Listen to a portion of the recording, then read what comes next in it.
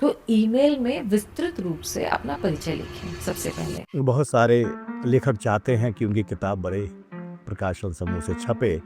बहुत सारा कलाम लोग भेजते होंगे आपको अपना।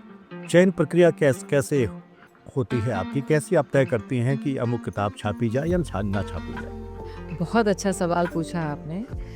लोग बोलते हैं कि घोड़ा कुएं के पास आता है, लेकिन यहाँ हम ऐसे कुएं हैं जो हर जगह जाकर ढूंढते हैं कि कोई तो इसमें से जल निकालने के लिए तैयार हो। अच्छी किताब की दरकार हर प्रकाशन को, चाहे वो जितने ही प्रतिष्ठित हों, जितने ही पुराने हों, हर दिन रहती है।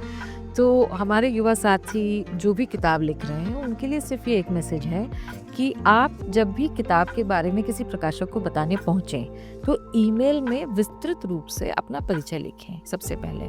आप ऐसे सोचिए कि आप मेट्रो में चढ़े, आप किसी अनजान व्यक्ति से बात शुरू कर रहे हैं, तो आप कैसे करेंगे?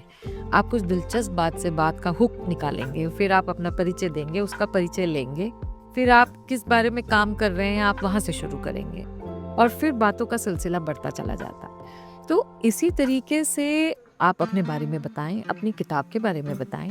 और हमारा पूरा संपादकीय बोर्ड, आप सोचिए, दिन में लगभग 10 से 12 पांडुलिपियां हमें ईमेल से, डाक से मिलती हैं। अब तो व्हाट्सएप पे भी आने लग गई हैं। मुशक्कत करके हम लोग सब पांडुलिपियों को पढ़ते हैं। कोशिश ये रहती है सर कि हम हर एक पर प्रॉपर जवाब दें कि एक्सेप्टेड है या रिजेक्टेड है।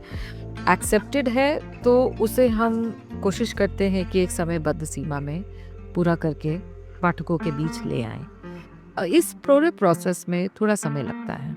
आप सोचिए कि अगर किसी लेखक को किताब लिखने में 1 साल या 2 साल का समय लगा या ज़्यादा लगा, तो उसमें कम से कम आप 10 से 15% समय प्रकाशक को भी देंगे या संपादक को देंगे कि वो आपकी किताब को समझ पाए।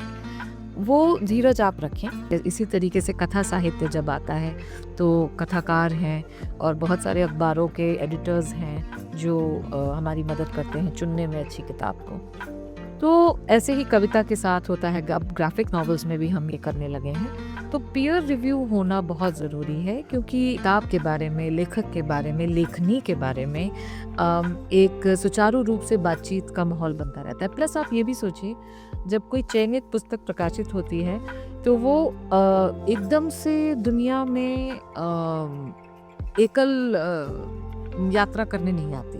उसका एक परिवार बन चुका होता है। प्रकाशन गृह के अलावा भी रिव्यूअर्स उस किताब को जानते हैं। ये एक, मुझे लगता है, एक माहौल बनाने के लिए, किसी किताब के लिए, किसी आइडिया के लिए, किसी लेखक के लिए ये बहुत ज़रूरी है।